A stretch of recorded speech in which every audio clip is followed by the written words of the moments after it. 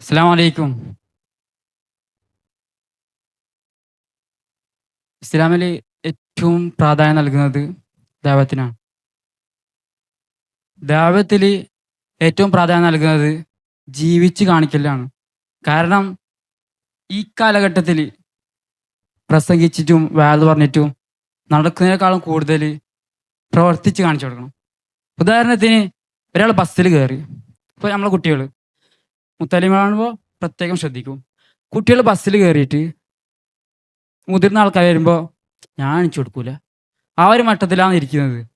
അത് എണിച്ചു കൊടുത്താൽ ആൾക്കാർ ശ്രദ്ധിക്കും. ആ ശ്രദ്ധിക്കുമ്പോൾ ആൾ വസ്ത്രം നോക്കും. ആ വസ്ത്രം വെള്ളയാണ്. വെള്ള എല്ലാവർക്കും അറിയാം, ഇസ്ലാമിൻ്റെ ഉസ്താദുമാർ.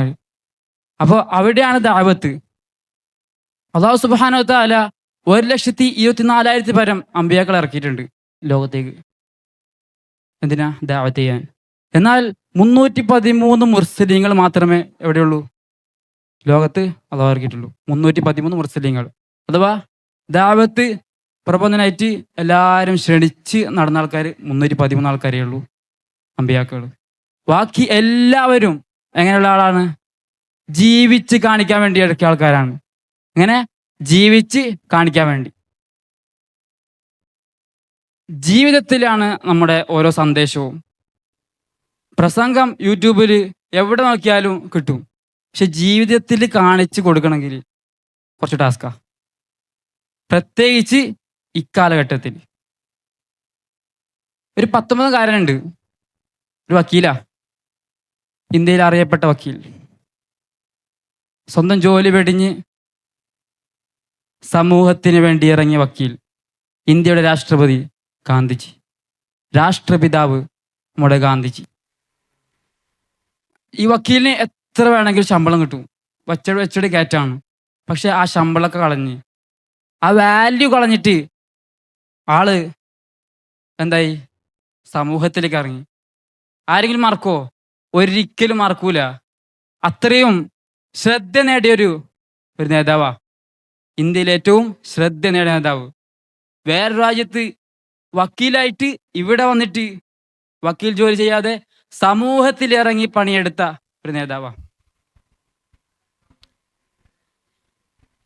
പിന്നെ ആത്മീയ ലോകത്ത് നോക്കുകയാണെങ്കിൽ സമകാലഘട്ടത്തിൻ്റെ ലോകമറിയപ്പെട്ട നേതാവ് സുൽത്താനുൽ ഉലമ കാന്തപുരം എ പി ഉസ്താദ്. എ പി ഉസ്താദ്, നമ്മൾ ഈ കാണുന്ന എ പി ഉസ്താദ് വെറും BMW, Benz, Rolls Royce, private jet, അധികാരം, ആർഭാടം, ഇത് മാത്രം. ഇതല്ലേ എ പി ഉസ്താദ്. ഇതിനു വേണ്ടി കഷ്ടപ്പെട്ട കാലങ്ങളുണ്ട്. ഇന്നത്തെ ആൾക്കാർക്ക് അറിഞ്ഞുകൊള്ളണമെന്നില്ല. കഴിഞ്ഞു പോയ ആളുകളോട് ചോദിക്കണം, കഴിഞ്ഞു പോയ എ പി ഉസ്താദ് എങ്ങനെയാണ് കടകളും വീടുകളും തോറും ഇറങ്ങിയിട്ട് ഇസ്ലാമിന് വേണ്ടി പിരിപ്പിച്ചിട്ടുണ്ട്. വെറുതെ കിട്ടിയ മർക്കസല്ല, നോളജ് സിറ്റി അല്ല, SSF അല്ല, SYS അല്ല, മുസ്ലിം ജമാഅത്തല്ല. എല്ലാത്തിനും പിറകിൽ വലിയൊരു കൈ എ പി ഉസ്താദിൻ്റെതുണ്ട്. അതുപോലെ എല്ലാവരും ഇപ്പൊ ചർച്ച ചെയ്യുന്ന ഒന്നാണ് ആര്? ലോകം അറിയപ്പെട്ട കോടീശ്വരൻ. മനസ്സിലായിട്ടുണ്ടാവും ആള്? Elon Musk. ആള് ആദ്യം കുറെ പ്രോജക്റ്റ് ഇറങ്ങി, കുറെ കടം വാങ്ങി, സക്സസ് ആയിട്ടില്ല.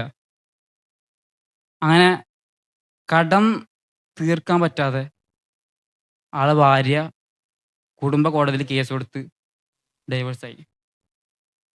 അങ്ങനെ ഡൈവേഴ്സ് ആയിട്ട് ആൾക്ക് ഫുള്ള് പ്രതികൂലമാണ്. കോടതി പറഞ്ഞ് നിങ്ങളുടെ എല്ലാ ജീവിതത്തെ തുകയൊക്കെ ആർക്ക് കൊടുക്കണം? പകുതിയും ഭാര്യയ്ക്ക് കൊടുക്കണം. അങ്ങനെ കൊടുത്ത് ആള് ഇത് മറന്ന് ഇനി സാധായിലേക്ക് പോകാമെന്ന് വിചാരിച്ചിട്ടില്ല. ആള് നേരെ കയറി, വിജയിപ്പിച്ചിട്ട് അടങ്ങുന്നുള്ള നിലക്ക് ആളെ കമ്പനിയിലേക്ക് കയറി. അങ്ങനെ 27 ബില്യൺ ആസ്തിയുള്ള ലോക കോടീശ്വരന്മാരിൽ ഒരാളായി മാറി. എന്നിട്ട് പണ്ട് ട്വിറ്ററിൽ ബ്ലോക്കാക്കിയ ഭാര്യ അയാൾ മറന്നിട്ടില്ല. ആ ട്വിറ്ററിനെ പൈസ കൊടുത്ത് വാങ്ങിയിട്ട് ആ ട്വിറ്ററിൽ ആ ഭാര്യയെ ജീവപര്യന്തം പുറത്താക്കി. റിവെഞ്ചിലൂടെയുള്ള സക്സസ്, അതാണ് എലോൺ മസ്കിൻ്റെത്. അങ്ങനെ തുടങ്ങി പല സന്ദേശങ്ങളും ജീവിതത്തിലൂടെ കാണിച്ചു തന്ന ആളാണ്. ആളുകളാണ് ഇതുവരെ പറഞ്ഞതൊക്കെ. ആളുകൾ ശ്രദ്ധിക്കപ്പെടുന്നതും ജീവിതത്തിലൂടെ മാതൃക കാണിച്ച ആൾക്കാരാ. പ്രസംഗം ഇങ്ങനെ പറഞ്ഞ് കുറെ വാല് പറഞ്ഞ് ഇങ്ങനെ ആൾക്കാർ പറഞ്ഞാലും ആള് ശ്രദ്ധിക്കപ്പെടില്ല. ഇല്ലെങ്കിൽ ആൾക്ക് നല്ലോണം ശ്രദ്ധിക്കപ്പെടണമെങ്കിൽ സമൂഹത്തിന് അനുകൂലമായിട്ട് എല്ലാ പൊട്ടിത്തെറിക്കും കൂടെ നിൽക്കണം. ഇല്ലെങ്കിൽ ആൾക്കാർ ശ്രദ്ധിക്കപ്പെടുന്ന ഒരിതായിരിക്കണം. നമ്മുടെ തമിഴ്നാട്ടിൽ ഒരാളുണ്ട്. ചെറിയ കുട്ടിപ്രായത്തിൽ തന്നെ ഈ പത്രമൊക്കെ വിറ്റ് സ്കൂളിൽ പോകുമ്പോൾ ആ ബാഗിൽ പത്രം ഇട്ടിട്ട് സ്കൂളിൽ പോകും. അങ്ങനെ പത്രം വിറ്റ് നടന്ന ആളെ ഏകദേശം പൊട്ടിയിട്ടുണ്ടാവും. രാമേശ്വരത്തെ APJ അബ്ദുൽ കലാം, ഇന്ത്യയുടെ 11ാം രാഷ്ട്രപതി. അങ്ങനെ മിസൈൽ മാൻ ഓഫ് ഇന്ത്യ. ആളെ പറഞ്ഞൊരു വാക്ക് ചോദിച്ചാൽ അറിയാത്ത കുട്ടി ഇന്ന് ഈ കോളേജിലുണ്ടാവില്ല. ഉറക്കത്തിൽ കാണുന്നതല്ല സ്വപ്നം, ഉറക്കം കെടുത്തുന്നതാണ് സ്വപ്നം. ആളത് പറഞ്ഞത് മാത്രമല്ല, ജീവിച്ചുകൊണ്ട് പറഞ്ഞത് ആണ്. അതുകൊണ്ടാണ് ആളുകൾ ഇത്രയേറെ മനസ്സിൽ തട്ടി അതിനെ കുറിച്ച് വെച്ചത്. അങ്ങനെ ആയിരിക്കണം നമ്മുടെ ഓരോ ജീവിതവും. വരും തലമുറയ്ക്ക് ഇനി പ്രസംഗം കേട്ടുകൊള്ളണമെന്നില്ല. ഇസ്ലാം അത് വളരണം. ലോകാവസാനത്തിൻ്റെ അടയാളമാണ് ഇസ്ലാമിൻ്റെ അധംപതിക്കൽ. അതിപ്പോൾ തന്നെ തുടങ്ങി വെക്കണമെന്നില്ല. നമ്മൾ ദഅവത്ത് നടത്തണം. എങ്ങനെ? പ്രസംഗത്തിലൂടെയല്ല, ആദ്യം പറഞ്ഞതുപോലെ ഇറങ്ങണം. സമൂഹത്തിൽ ഇറങ്ങി നമ്മൾ ചെയ്യണം. ബഹുമാനിക്കണം. ആളുകൾ കാണുന്ന രീതിയിലുള്ള ബഹുമാനം. ആളുകൾക്ക് ആയിക്കോട്ടെ, ആളുകൾ പറയും ഇതൊക്കെ കാണാൻ വേണ്ടിയാണ്. കാണാൻ വേണ്ടി തന്നെയാണ്.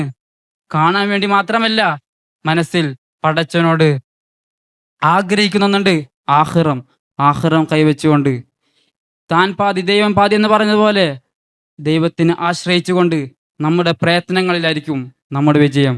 ഇതായിരിക്കും ഇനി വരുന്ന തലമുറയ്ക്കുള്ള ഏറ്റവും വലിയ സന്ദേശം. അല്ലാഹു തആല നമ്മളെ സ്വീകരിക്കട്ടെ. അൽഹംദുലില്ലാഹി റബ്ബിൽ ആലമീൻ. അസ്സലാമു അലൈക്കും വറഹ്മത്തുള്ളാഹി വബറകാതുഹു.